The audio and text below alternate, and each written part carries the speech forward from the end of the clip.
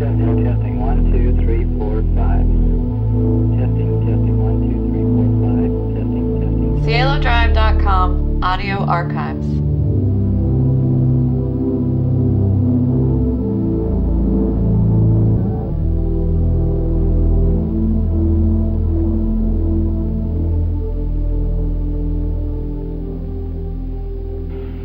And in those days, men will seek death and will not find it. They will long to die, and death flies from them. Do you recall anything that he said about that? No, not really. And he gave it to me and figured that I just understood it, and I was right. Okay, now you know. In appearance, the locusts were like horses arrayed for battle. On their heads were what looked like crowns of gold. Their faces were like human faces, their hair like woman's hair, and their teeth like lion's teeth. They had scales like iron breastplates. And did he say anything about that? Yeah, he said about the long hair. In other words, there again was a Beatle parallel. When they first came, their hair was much longer than the hair of women. Or young men. What about the angel of the bottomless pit? I don't know what that would mean. Except that I knew that he believed there was a bottomless pit. His name in Hebrew is Abaddon, which I think means destruction, according to one of the footnotes in chapter 9. Yeah. Did he say anything about that? No, only in the overall sense that there was destruction was coming, the Grim Reaper to Well, I think the word apocalypse means revelation.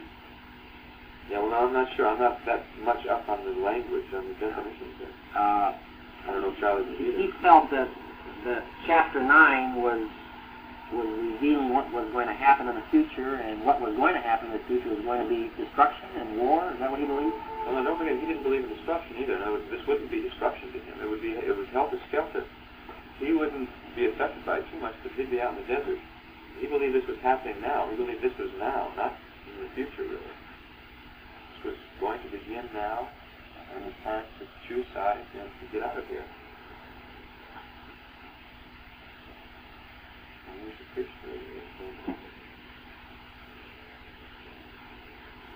Release the four angels who are bound at the great river Euphrates. So the four angels were released, who had been held ready for the hour, the day, the month, and the year, to kill a third of mankind. What do you say about that?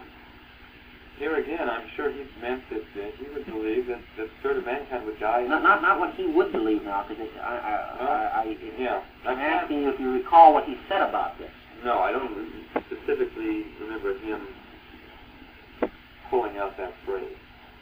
Did he say the four angels were the Beatles? Yeah. You heard him say that? Oh, yeah. What about this killing a third of mankind? That's what happened in Helter Skelter. Did he say that? Yeah. Oh, sure, he said it right here. Look at the third of mankind is going to die. Half of mankind. I don't know if these bastardized it. Did he point out that passage in the Bible to you and say, look at here? No, he didn't point it out, but he said it. He said a third of mankind would be killed in the Helter Skelter. Yeah. You sure of that? I don't know if he used the percentage either, a third. They said you can see here how many people are going to die. When he said you can see here, what was he pointing to?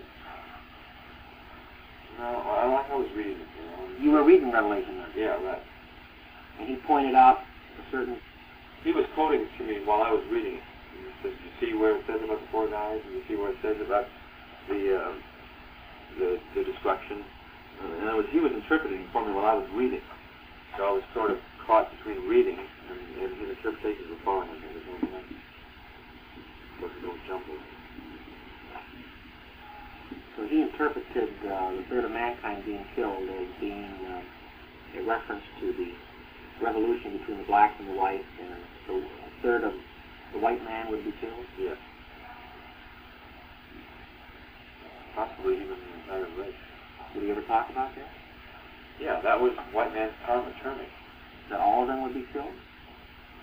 Except for the very few who survived in the desert. Who were at the bottomless pit. Right, yeah. Who would carry on talk against the white race.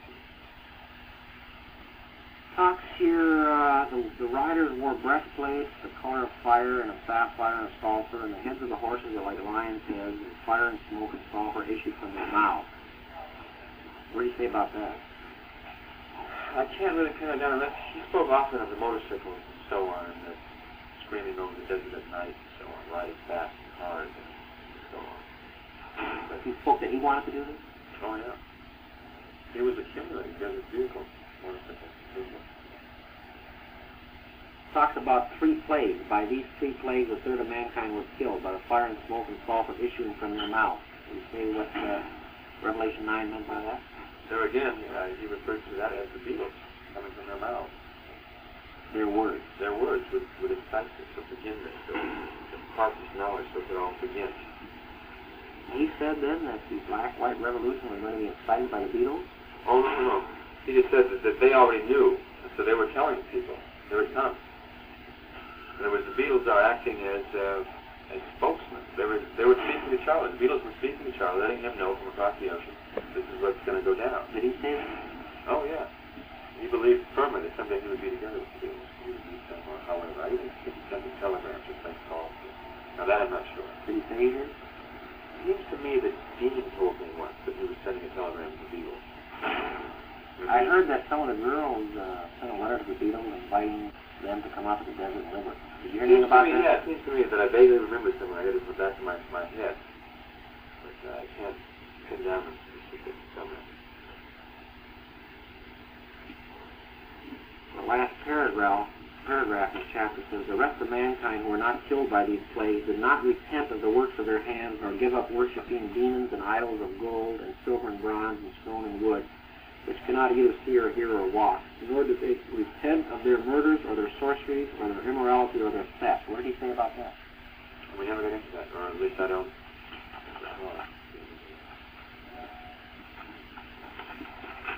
Now, Revelation 9 has, I believe, 4 footnotes. One is Isaiah, chapter 2, verse 9. Another one is O.C., chapter 10, verse 8. Another one is St. Luke, chapter 23, verse 30. Another one is Wisdom, chapter 16, verse 9. Did Charlie ever point out to you any of these cross-references to other books in the Bible? No, I don't even know if he was aware of them, but he had researched it so much that I would think he would be, but I don't know. Hello? Now, you say you don't know whether he read these footnotes, but you say you did make a study? Well, in other words, he could quote it, some of it verbatim, so he obviously had to research it pretty well. He could quote Revelation 9 verbatim? Some of the passages, and not the whole, I don't think the whole verse, but some of the passages. He could quote it verbatim? Yeah. In the footnote which cross-references to chapter 16, verse 9 of the Book of Wisdom, there's this language, for the bites of locusts and of flies slew them, and no remedy was found to save their lives, because they deserved to be punished by such means. Did Charlie ever make any statements with respect to that? No, not with specific respect to that. No. But he did say that the white man deserved to get his comeuppance from the black man. It was his time. It was time for him to get his comeuppance, and it was going to happen because the black man was going to do it just because that was the situation.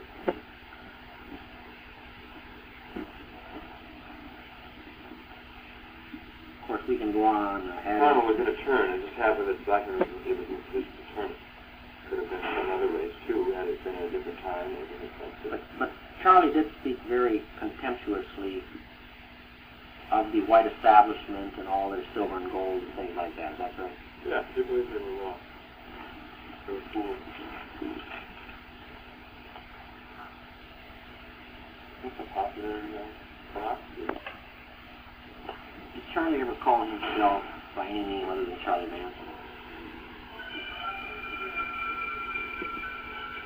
Well, he used to say he was everybody. I never heard him refer specifically to any one person. Did he ever call himself Jesus Christ, Steve? Yeah, but only in the sense that, okay, I'm Jesus. Okay, I'm Randy Starr. You know. I never. Everyone was everyone else. No? Yeah, right. You're me. I'm Did he ever call himself the devil? Oh yeah, he used to say I'm the devil. I'm an angel. But never even heavily in the philosophizing. He used to just throw those things out, you know.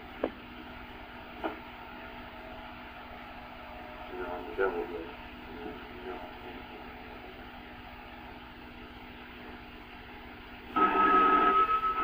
talking on a spiritual level, you might get something out. Just let him ramble, you know, don't cut him down.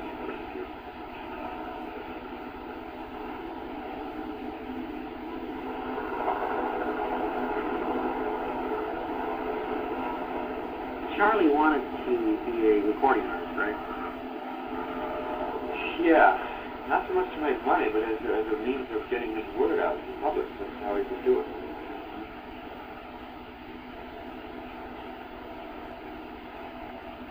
He had some desire for money too, and to be used, but like I say, it could only be gotten by searching.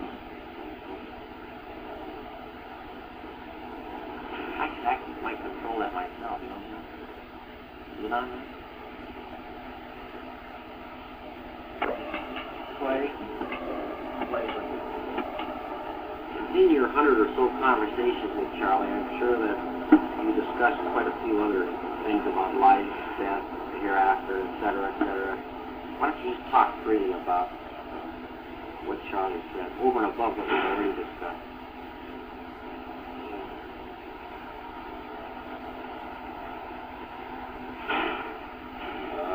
It's hard to start in one place. He was recruiting people. Why did he want to recruit people? Well, he needed people with him to make love, to continue the white race, to live with him, to liberate them. Disciples. He used to tell me at first get girls, because if he didn't have girls, he couldn't get the guys. That's how he would attract the guys. And, the men represented power to him, but he could only get this power through the girls. Right. I used to say that he needed strong men, strength. It's hard to get. The stronger the person, the more difficult it would be to take that person. Unless willing to repeat. The less what? The less willing then they would be to believe him instead of themselves. In other words, a person would have to believe him. They would have to give up themselves. Most of the people did. They literally gave up. The members of the family gave up themselves to Charlie, is that correct? He was the unquestioned leader of the group, was he not? Oh, he was unquestioned.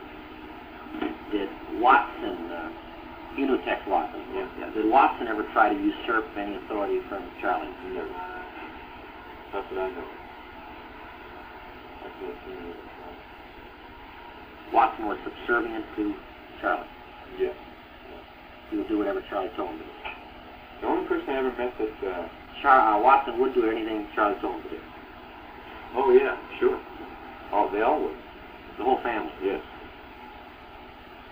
Except Bobby Bugliosi was the only person who ever acted more independently than the rest. Bobby Bugliosi and TJ were stronger, so they had more of their own thinking. Which of the girls would you say were the most powerful out there at the ranch? Not physically, but in terms of influence. Yeah. Well, Brenda was one. Squeaky. And, what about Sadie? Sadie and Charlie never got along well. He used to get very bumpy with Sadie. Is that right? Yeah. She used to do things on her own. It would really upset Charlie. He said he never quite trusted Sadie. The Ruth was another strong girl.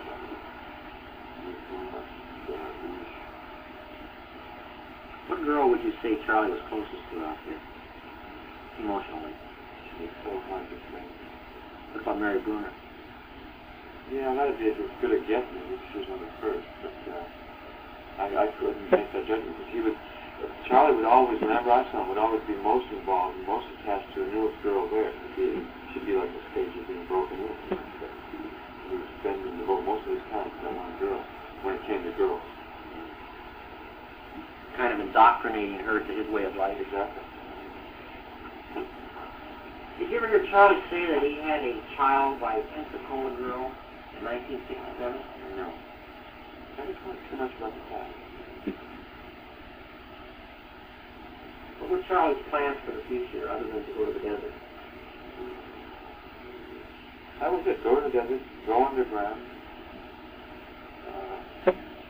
continue to evolve a strong white race. We could even someday hopefully live without food. We believe that there was no limit to what he could do. He envisioned himself as being a leader of worldwide scope. About that I don't know. He was naturally a leader.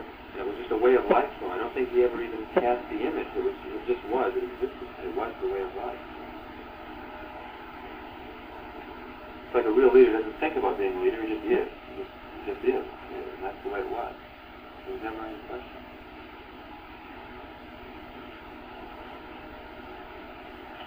Do you have any opinions about organized religion? No, he had opinions about everything. I don't ever remember him giving specific opinions about organized religion. He believed in the religious figures, like say, for instance, Christ. He believed that Christ was a great man and a prophet. Whether he believed it was God, I don't know. He believed, and that's all I know. He had respect for these men, the spirit of Francis and the right Moses. You know, he believed that they were truly stages, holy life, all the way to Coca-Cola. Have you ever been on his farm ranch? No, I didn't. Spent a few nights. Did Charlie believe that his way of life was the type of a religion itself? He was a very spiritual person.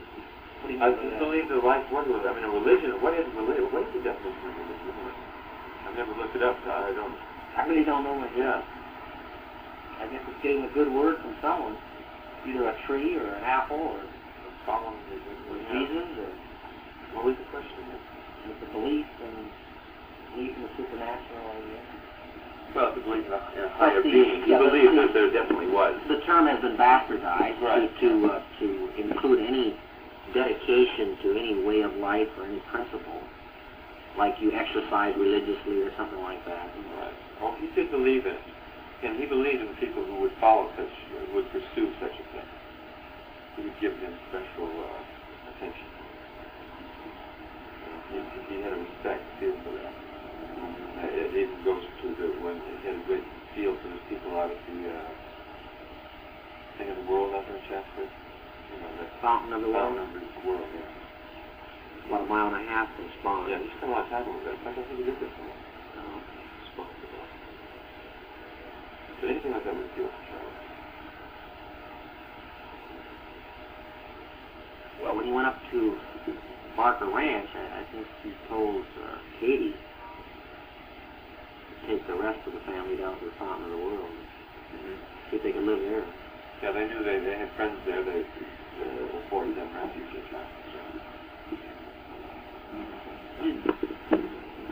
Did Charlie ever make any statement to the effect that if people were killed or if they died, and I'm using the word kill and death and die in the conventional layman sense, that these people were actually profiting by it, that if one person killed another, they were actually doing a favor for that person? Did he ever say anything like that? Never said anything like that, but he inferred that it certainly wouldn't, if it wasn't to a profit, it certainly wouldn't be a loss. Death held not much more importance than eating an ice cream cone. It was change. But I don't think there's any question that he was very concerned about his own life, is there? Yeah, well, the hard problem about this is that you jump from level to level. On one level, sure, it is important. I don't think Charlie would deliberately step in front of a moving truck. But at the same time, he put himself in that position to prove a point. It's very hard to pin down, especially the words. Words are so inadequate. Well, he himself did not want to die in a conventional sense. I wouldn't think so, no. Did he indicate to you that he did not want to do so? Well, he indicated to me that he was willing to die whenever it came. Well, you know. Many people feel that way sure, about of course, it. yeah, right. There's nothing novel or provocative about that. Whenever we used to roast that subject, he used to say that it didn't matter, he was already dead. I'm dead. I died a long time ago. Did you elaborate on that? Tell you what he meant by by that? that? I never even asked him, what do you mean? I just figured that I wasn't born with anything like that. But for the most part, I was interested in getting Charlie to record and getting a film on it. So, finally. Kind of a documentary film? Yeah, exactly. I wanted to document it. What did Charlie say, if anything, about the role of a woman in our society, or in his society? They were only as good as the men they were with. They were merely a reflection of their men, all the way back to their daddies. That was a woman, was the cumulative end of all the men she'd been exposed to. And that was woman. So if it was a good woman, it meant that she had been exposed to some decent men, or as opposed to that woman. And going all the way back to their fathers. He was very opposed to the mother-father relationship. He didn't believe in it. What do you mean, mother? He didn't believe in a formal marriage. Well, not only did he not believe in that, he didn't even believe that there should be that strong bond that exists between the child and the mother, the child and the father. He believed that this was the source of most of the problems of the world, was that this is how they were transferred. The father laid all the problems back on his own child that he had, and the same with the mother. So it continued to appropriate that same hang-up, the same troubles. He propagated it, and kept it going. If it was ever cut off or separated, then that child would be free. He wouldn't have to put up with his parents' problems.